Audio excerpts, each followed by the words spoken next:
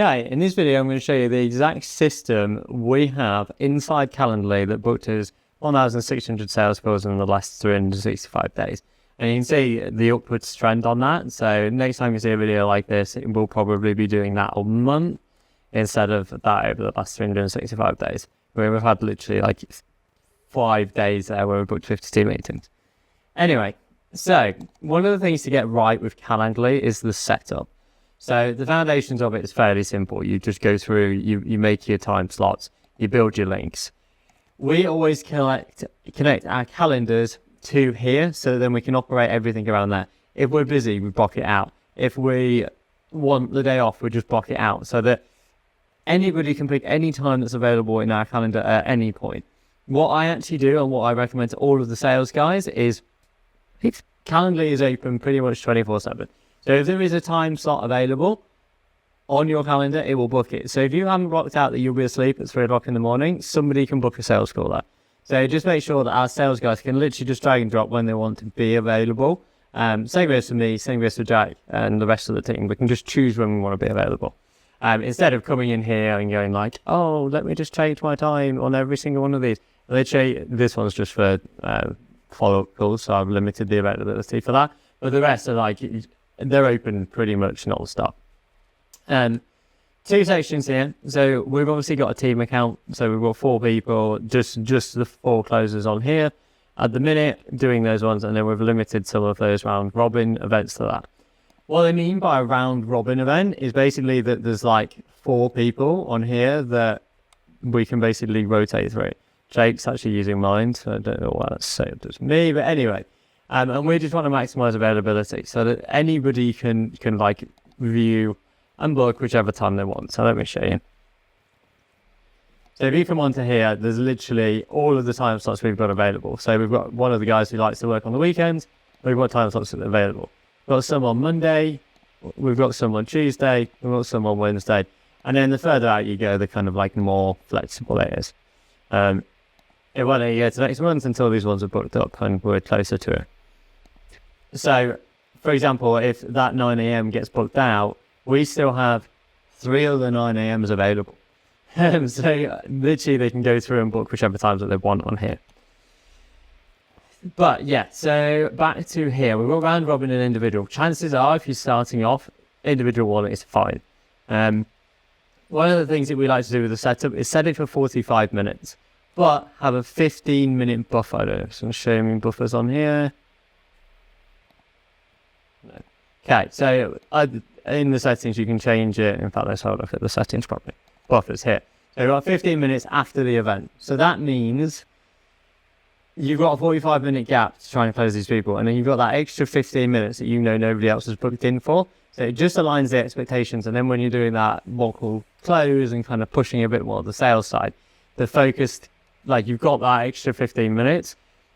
The other thing, completely unrelated to Calendly, is when you've got somebody on the hook and you think there's a chance that they're going to close, stay with them, because you will kick yourself so much if you turn around and go, okay, I'm really sorry, I've got to jump onto this other call. You leave that client who's ready to buy to go speak to a new client that might be ready to buy and they no-show. Trust me, it's a right kick in the teeth. Worst case, you apologise to that person for showing up late, or you just skip them entirely. We've got a big enough team that we can just put in the chat being like, hi guys, anyone be able to do my 5 o'clock? And if somebody's available, they'll jump on it. If somebody no-shows, they'll jump on it.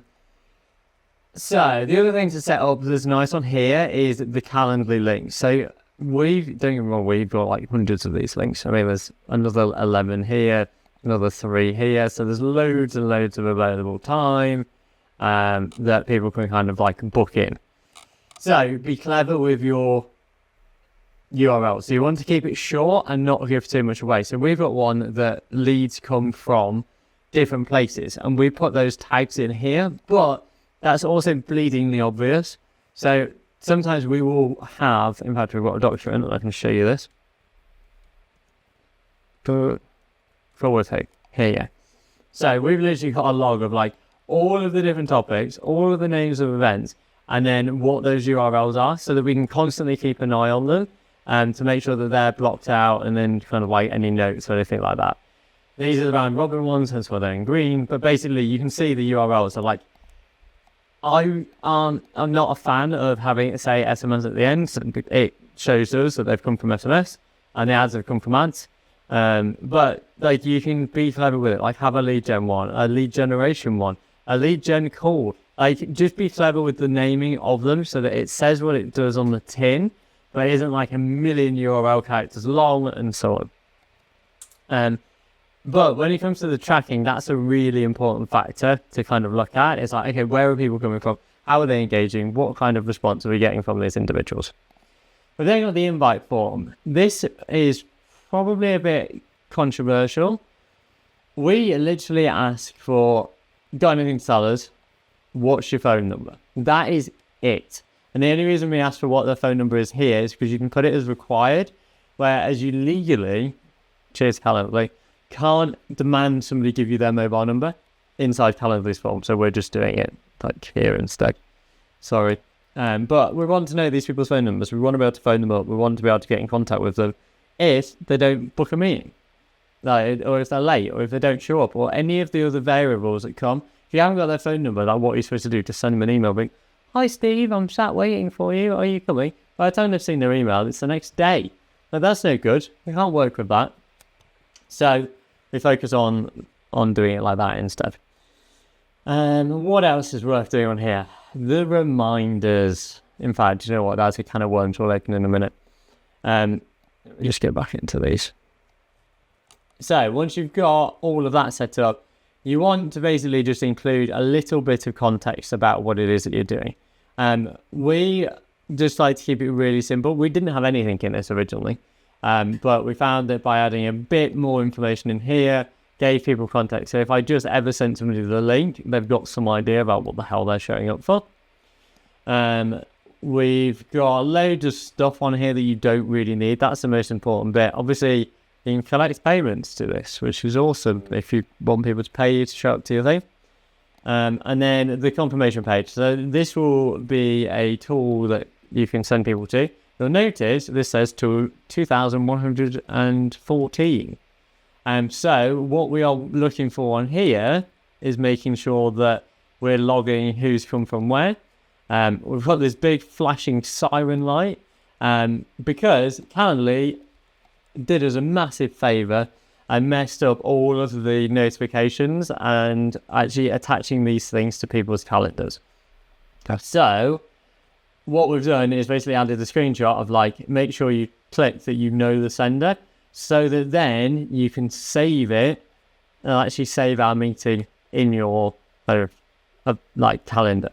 And then there's basically a video of me running through that as well, just saying like, please make sure you save this. It just helps increase show up rate and stuff like that. So they are directed here. So that's why we've done this. You can have people directed to your website, but we've found that the main thing we're trying to achieve here is a show up rate. We're wanting these people to turn up to the meeting, and without something like this, they're not really going to get on there. Do you know what I mean? Anyway, let's do notifications, and I know you're all dying for this. So we send loads. Like loads. So we send an email. In fact, let's do this on the automation tab. Workflows. Here we go. Okay, so this is all of the. These are some of our links. But basically, they get a reminder, an email reminder to the invite person 24 hours before. They get one an hour before. They also get a text an hour before. They get an email as soon as they book a meeting. They get a text confirmation to say that they booked a meeting. This just helps with the deliverability, and when this one an hour before comes, they're like, oh yeah, I remember these people. And that's pretty much it. On some of these other ones that are a bit more complicated and cold, hence another reason why we break it down. So these ones that are like SMS and stuff like that, they're going to need some more love beforehand. So we have 2 emails that send over some free stuff that they might find useful. We send over a 15-minute reminder to some of them, just so that it's like top of inbox. Like you can't miss it if you've got an email 15 minutes before. So yeah, it works really well. It's kind of like our touch points on here. Let me just show you an example. The SMSs are limited because you can only have so many characters. But the rest is kind of very straightforward. It's just a reminder. I want it in like the normal Calendly style. I want them to feel like it's another meeting I'm going to. And then my email to any issues, just drop me an email and basically go through there.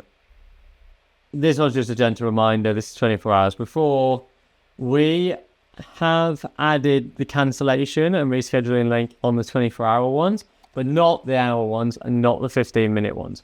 We found that if we made it easy for people to cancel an hour before or 15 minutes before, they did, whereas psychologically they've committed at that point. So we want to make sure that they've remembered that they've committed. So we stick that in there and kind of like there's no link for the ones that are closer to the time. An hour before is no use to us at all. Like, we're never going to get somebody else to fill that gap. 24 hours before, we will fill that gap. So yeah, that's why we do it that way. And then SMS is very similar. Obviously, once again, you're shorter text, you're limited on what you can say. But, just a reminder, you've got a call with me from Automation X and whatever. If it's from different platforms, it might not necessarily say me. So if I go on to like the text booking confirmation for this one, this is when it is me. Forward. So it's saying it's with the company instead. So a bit less personal. We are also working on automations in the background for this to send personalized text. And I know you're like, Dan, you've just said automations, but personalized text? Yeah, so all of our setters are now going to automatically send people who book a meeting with us a personalized text. So like, hi, it's Dan from Automation X. Really looking forward to our meeting later today. Can you pop me over your Calendly link? Not Calendly link. God, I'm distracted now. Website link so that I can do some research before the call. And then have people engage and then just kind of like go back and forth with it. So yeah, it works really well. That's kind of what we're doing. Let me see if there's anything else obvious that I've missed. There's obviously the linking to the different tools. So if I go see here, integrations. So we link ours to Zoom and then whichever calendar the team's using, whether it's Outlook or Google. That's what we exist in. So if you go onto my calendar, in fact, I can show you this on my phone. This is what my day looks like. But you can see that like the gym's blocked out, sleep's blocked out, so that then people can basically book in whenever they want. You've got all of the times that I'm available and all of the meetings off the back of it. And that goes on like literally forever. These are times where people have been ill, but I'm literally logging like when I'm available and when I'm not available, so that then the calendar knows. And as long as there's a gap in my calendar, they will fill it. We also do the same thing with Go High Level, but that's a story for another day. I hope that was helpful and you've got a bit of an idea of how to set up your calendar now. Totally, guys.